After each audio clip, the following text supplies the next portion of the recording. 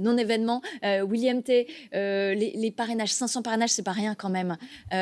Florian Philippot, il peut les obtenir ? Non, il les aura pas. Je pense que lui, son objectif, c'est plutôt d'essayer de peser dans la prochaine présidentielle, en se disant que peut-être que Marine Le Pen, qui l'avait limogée de son poste de numéro 2 du RN, ne sera peut-être plus candidate, et peut-être qu'il y aura une recomposition au sein de ce bloc, soit avec une nouvelle candidature, soit potentiellement une candidature de soit Éric Zemmour, soit Sarah Knafo, soit un Jordan Bardella qui en fait changerait d'optique, dans la mesure où il doit rassurer une partie de sa base électorale qui votera plus pour un Le Pen pour la première fois, et donc forcément, lui peut lui piquer des voix, lui en tout cas peut lui poser des problèmes sur ce segment électoral, et donc peut-être l'obliger soit à le prendre, soit à composer avec une partie de ses idées. Et donc je pense que c'est un peu à la fois un positionnement politique et exactement un positionnement intellectuel qui obligera en fait le candidat du Rassemblement national, quel qu'il soit, à prendre en compte ces thématiques. On avait vu par exemple que Marine Le Pen, quand elle a fait face à Éric Zemmour en 2022, avait dû changer soit de positionnement, soit en fait s'adapter en fait par rapport à l'arrivée d'Éric Zemmour. Et donc je pense que c'est un peu ça l'objectif, en se disant qu'ils veulent pas laisser tout le monopole du bloc qui pèse aujourd'hui dans les intentions de vote entre 35 et 40% dans les sondages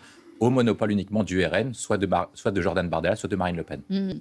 Jordan Bardella, candidat, ça peut effectivement faire fuir quelques militants, quelques Nous, on sort fans on sort une étude en vue du procès de Marine Le Pen le 7 juillet, avec une question qui est posée, c'est est-ce que c'est la marque Le Pen qui permet de retenir autant d'électeurs, ou est-ce que c'est la marque RN-FN qui permet de retenir autant d'électeurs ? Et ça, aujourd'hui, on a une certitude, c'est-à-dire que depuis l'arrivée du Front National dans l'irruption dans les années 80, ça a toujours été un Le Pen qui a mené une candidature à l'élection présidentielle. Et donc on ne sait pas, parce qu'en fait les autres étaient candidats soit sous la marque Le Pen, soit la marque RN, on ne sait pas ce qui se passerait si vous n'avez pas un Le Pen qui est candidat. Sauf qu'il y a pas mal de sondages quand même qui sont sortis et qui montrent même que Jordan Bardella est un point au-dessus.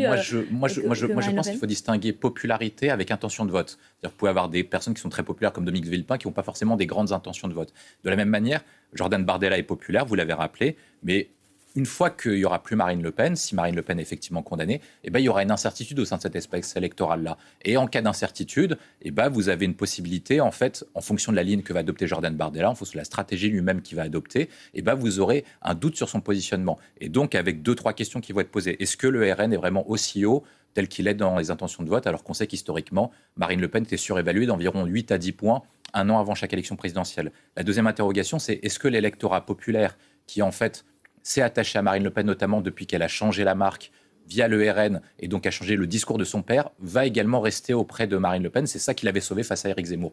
Et la troisième chose, c'est est-ce que les cadres et toutes les personnes qui sont mécontentes de Macron vont pas se repositionner, parce que en fait, le RN a beaucoup progressé à cause du mécontentement à l'égard du président de la République. Mais est-ce que ces personnes-là, dans la mesure où Macron ne sera plus candidat la prochaine fois, vont rester aujourd'hui dans un vote protestataire à l'égard du Rassemblement national ? Ce qu'on sait aujourd'hui dans les études, c'est qu'ils ont un socle dur compris entre 15 et 20%. Ils ne peuvent pas descendre en dessous. Mais entre 15, 20 et dans les intentions de vote qui sont 35, il y a encore une marge auxquels ils peuvent perdre avec différents candidats qui peuvent se positionner sur cet espace, comme ce qui s'est passé en 2022.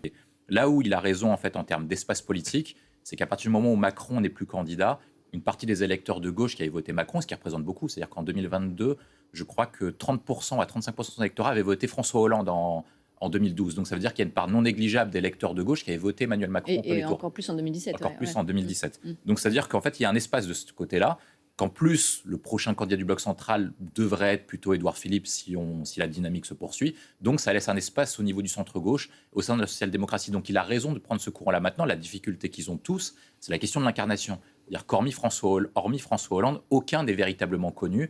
Quand vous interrogez les Français, même Raphaël Glucksmann, qui est le plus haut dans les enquêtes d'opinion, il y a 30 à 40% des Français qui ne le connaissent pas. Donc une primaire leur permettrait non seulement de mettre des idées sur la table, mais de faire monter la notoriété du candidat. Donc en termes de méthode, c'est plutôt Faure qui a raison, mais en termes de périmètre politique, c'est plutôt Boris Vallaud qui a raison. Maintenant, la difficulté qu'ils ont, c'est que s'ils désignent quelqu'un, moi d'une part, je ne sais pas qui ils peuvent désigner, parce que le seul candidat qui pourrait porter cet espace, c'est soit Hollande, soit Glucksmann, et si c'est un Boris Vallaud ou un Olivier Faure, il ne tiendra pas quelques mois face à la pression et de Mélenchon et de Glucksmann, et donc le Parti socialiste pourrait soit disparaître, soit être obligé de se mettre derrière quelqu'un. C'est-à-dire que le Parti socialiste, qui est quand même un parti historique, n'aurait pas de candidat en vue de la prochaine présidentielle, ce qui serait très dommageable pour eux.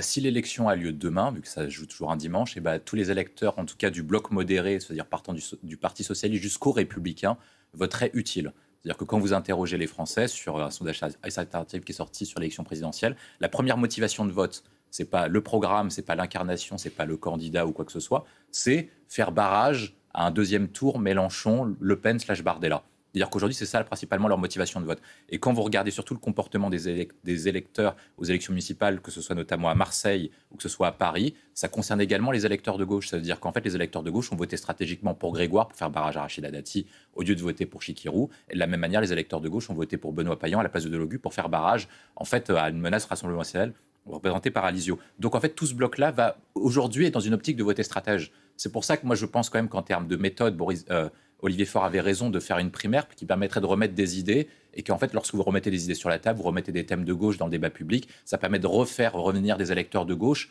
au sein du giron de la gauche. Parce que si aujourd'hui vous allez sur une élection présidentielle, il est fort probable qu'une grande partie des électeurs de gauche votent soit Gabriel Attal, soit surtout Édouard Philippe, en vue d'éviter un deuxième tour entre Mélenchon et Le Pen. À l'heure actuelle, c'est tout ce que disent les enquêtes d'opinion. Ensuite, après, sur un deuxième point, je pense qu'il va être le point le plus intéressant sur les socialistes, c'est quelle stratégie ils ont pour arriver au deuxième tour. Il y a Jean-Luc Mélenchon qui va faire ses minimums, qui a un bloc solide entre 11 et 15%. Vous avez le RN qui en prendra également une partie. Donc en fait, le seul espace que vous avez, c'est d'aller sur un positionnement social-démocrate. Or, aujourd'hui, au sein du Parti socialiste, vous n'avez pas de candidat capable de porter une candidature social-démocrate. Bernard Cazeneuve n'est plus au sein des socialistes. Les autres, vous n'avez plus les grands éléphants comme les Strauss-Kahn, les Fabius, etc. Donc aujourd'hui, il n'en reste plus qu'un, c'est François Hollande. Uniquement. Mais vous croyez véritablement au retour de François Hollande ? Moi, je pense que les socialistes n'ont quasiment plus le choix si la primaire est annulée. Ce sera soit François Hollande qui sera candidat de la gauche, soit ils seront obligés de se rallier à Raphaël Glucksmann s'ils veulent aujourd'hui avoir soit une chance d'accéder au deuxième tour, soit dans une optique beaucoup plus lointaine de reconstruction, faire un score minimal en vue de sauver les élections législatives et pas avoir des négociations trop dures avec les Insoumis ou avec d'autres partenaires de la gauche pour sauver leur groupe parlementaire. C'est-à-dire que si vous mettez aujourd'hui un Boris Vallaud, un Olivier Faure ou je ne sais pas qui ils ont encore en stock, ou Karim Bouamrab, vous n'êtes même pas à 5% dans les enquêtes d'intention de vote. Donc, ce n'est pas possible d'envoyer quelqu'un comme ça.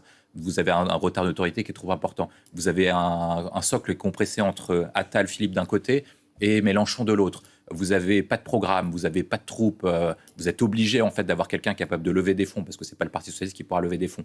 Vous êtes quelqu'un capable d'organiser une équipe d'experts qui soit assez forte, capable de structurer une société d'experts, d'énarques, de hauts fonctionnaires, etc. Quelqu'un qui connaît la carte électorale, quelqu'un qui a déjà fait campagne, et au moins Glucksmann et Hollande... Il y a l'expérience aussi dans ce contexte international. Dans ce contexte international, et au moins Hollande, Glucksmann répondent à beaucoup de ces critères, et ils ont mené des campagnes nationales.